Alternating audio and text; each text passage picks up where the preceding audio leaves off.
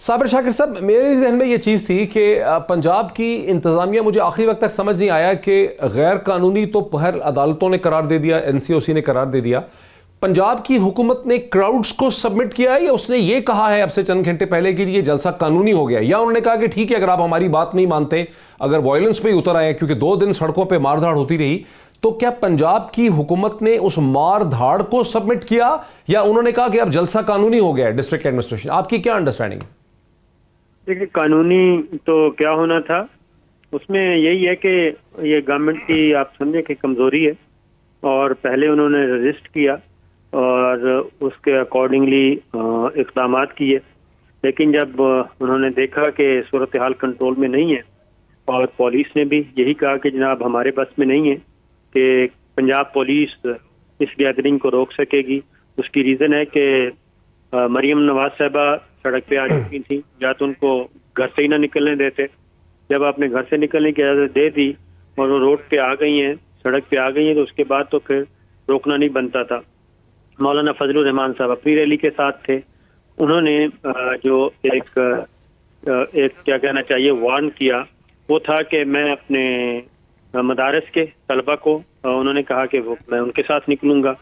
फिर Pakistan peoples party ने एक नया, वो इत्तफाकन कह लें या बाई डिज़ाइन कह लें, बिलावल भुट्टो कोरोना की वजह से नहीं आ सके और उन्होंने मैदान में उतारा मोहतरमा आसफा भुट्टो को, और वो भी एक रैली की सूरत में आ रही थी। तो आपकी क्या रिकमेंडेशन है, आपका क्या एनालिसिस है साबिर शाकिर के? हुकूमत ने बता दिया, कोर्ट्स ने बता दिया, मीडिया ने बता दिया, उसके बाद हुकूमत को PDM पे छोड़ देना चाहिए था, उनको कह देना चाहिए था कि गैर कानूनी है, लेकिन फिजिकल तरीके पे जो कंटेनर रखे, जो बैरियर्स रखे, ये सब कुछ पुलिस को मुल्तान में नहीं करना चाहिए था। Is this what you are saying? ये आपकी सजेशन है?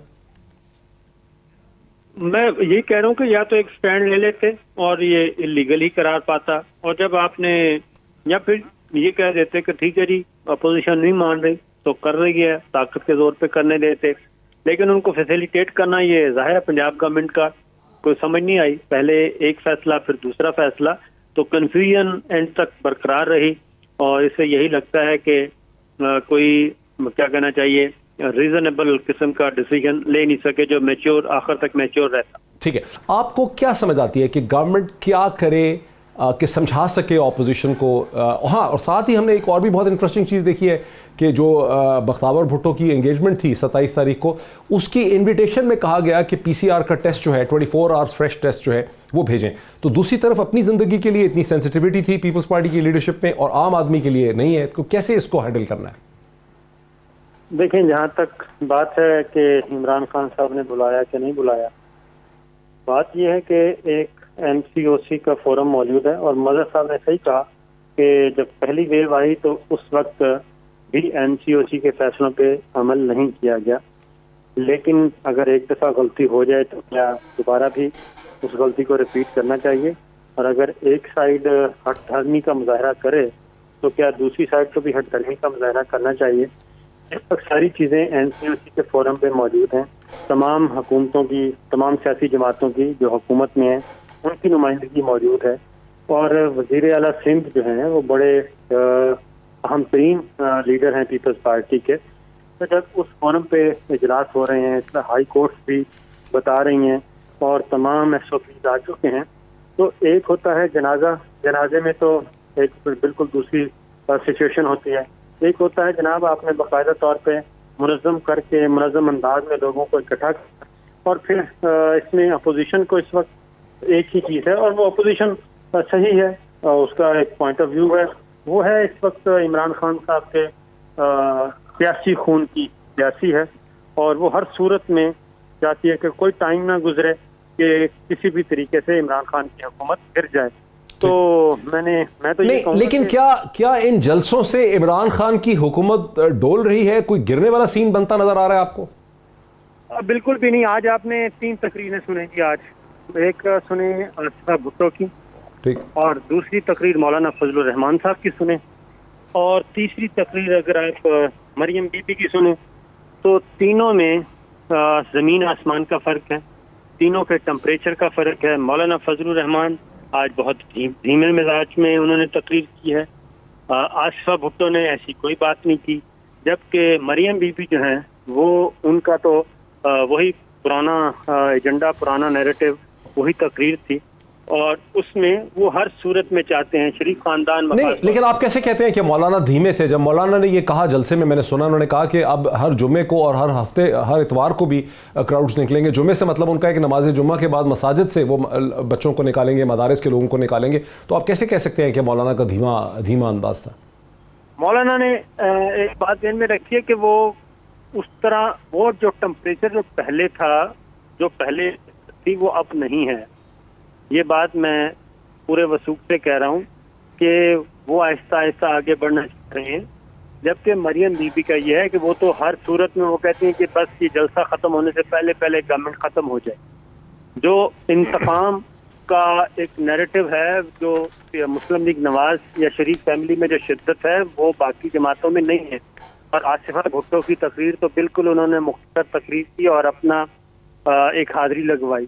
ठीक, होस्ट ही वो थे और पीपल्स पार्टी का ही शो था, तो इसलिए उन्होंने कोई ऐसी बात नहीं की, पीपल्स पार्टी के रहनुमाओं की तरफ से नहीं आई। तो ये डिफरेंस एक अलग भी मौजूद है। ठीक है। तो गवर्नमेंट गिराना इनका मकसद है, तो मैं तो ये कहता हूँ कि गवर्नमेंट 2 महीने बाद गिरा लें, कोई मसला नहीं है। कि अगर आप इतने ही हैं, बहुत ज्यादा मुतमईन और कॉन्फिडेंट हैं। साबिर शाकिर साहब, जब डायनेस्टिक पॉलिटिक्स के हिसाब से बात होती है, जैसे कि मजहर साहब ने भी कहा और सभी लोगों ने कहा, हमारे पार्टिसिपेंट्स ने, वसीम बादामी साहब ने भी कहा कि नवाज शरीफ हो या भुट्टो हो या इमरान खान हो या मौलाना फजलुर रहमान हो या वली खान खानदान हो या फिर खादिम हुसैन रिजवी हो, जो भी किसी लीडर की फॉलोशिप है वो बेसिकली एक कल्ट फॉलोशिप है। ठीक, वो एक कल्ट फॉलोशिप है और वो कल्ट फॉलोशिप जो है वो फिर इनहेरिट होती। दूसरी चीज़ जो हम देखते हैं वो ये है कि जो तरक्की पसंद माशरे हैं, जो ज़्यादा पढ़े लिखे माशरे हैं, वहाँ पर कल्ट पॉलिटिक्स जो है वो नहीं चल पाती, बिकॉज कल्ट चैलेंज हो जाता है, वहाँ लीडरशिप इनहेरिट नहीं हो सकती, खासा मुश्किल है। तो जितना ज़्यादा पढ़ा लिखा माशरा है उतना ही, मतलब फॉर इंस्टेंस जो यूरोपियन माशरे हैं, नॉर्थ यूरोप के, वहाँ पर बिल्कुल ही कल्ट पॉलिटिक्स जो है वो बिल्कुल ही तकरीबन नॉन एग्जिस्टेंट है। वहाँ बिल्कुल ही मुमकिन नहीं है कि आप अपने बाप दादा की बेसिस पे चीज़ों को क्लेम कर लें। तो और फिर यह कि जहाँ औरतें आज़ाद हैं, वो माशरे जहाँ औरत आज़ाद है, जहाँ औरत किचन में नहीं है और आपको बाहर से बर्गर या सैंडविच या दोपहर को रेस्टोरेंट्स इतने ज़्यादा इसीलिए होते हैं मगरबी ममालिक में कि किचन में, घर में खाना नहीं पक रहा होता घर में। तो वो जितने भी माशरे हैं वहाँ पर कल्ट पॉलिटिक्स और डायनेस्टिक पॉलिटिक्स नहीं है। तो इससे आपको क्या पता चल रहा है कि पाकिस्तान का पॉलिटिकल फ्यूचर क्या है? देखिए डॉक्टर साहब, पाकिस्तान में जो पॉलिटिकल पार्टीज हैं, ये खानदानों की बाकायदा पे जागीरें हैं, ये उनकी प्रॉपर्टीज हैं और सबसे ज़्यादा जो अर्निंग है वो उनको इन जागीरों से होती है, इन प्रॉपर्टीज से होती है। ये अवामी खिदमत के लिए आते नहीं। अवामी खिदमत का मकसद हो तो आप आएँ, अपना रोल प्ले करें और उसके बाद किसी को नए को मौका दें। 5 साल खेल लिया, 10 साल खेल लिया, बहुत हैं।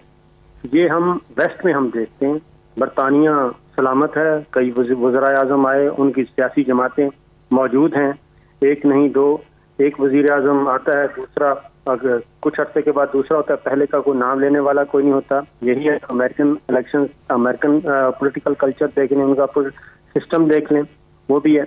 यहाँ पे तो जितने भी इस वक्त ख़ानदान है, सियासी ख़ानदान, आप इनकी प्रॉपर्टीज देख लें, इनकी जायदादें देख लें और फिर आगे वो सियासी मिरास के तौर पे फिर आगे अपने ही खून को वो मुंतकिल होती हैं ये सारी जागीरें, और उसका फैसला भी एल्डर्स करते हैं।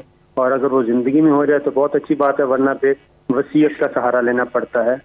ये तो है एक एंड पे। दूसरे एंड पे आने, और ये काम बांग्लादेश में भी है और यही काम इंडिया में पार्शली है। आप कांग्रेस को, लेकिन बीजेपी ने इसको तोड़ा, बीजेपी ने तोड़ा बिल्कुल। और पाकिस्तान में अभी तक इमरान खान, और इमरान खान के बाद मुझे नहीं लगता कि उनका कोई बेटा ये पीटीआई को संभालेगा, और उसके बाद कोई और ही आएगा और किसी ने और को मुंतकिल होगी। लेकिन और एक दूसरी है, वाहिद मिसाल है जमात इस्लामी की, जहाँ पे ये मौरूसियत, लेकिन वो पॉलिटिकली पॉपुलर नहीं है, वो पॉलिटिकली पॉपुलर नहीं है। बाकी सब आप मजहबी जमातें देख लें, मजहबी जमातें खा वो सियासी हैं या गैर सियासी, ये उनकी जागीरें हैं और यहाँ पे ये दौलत कमाने का जरिया है।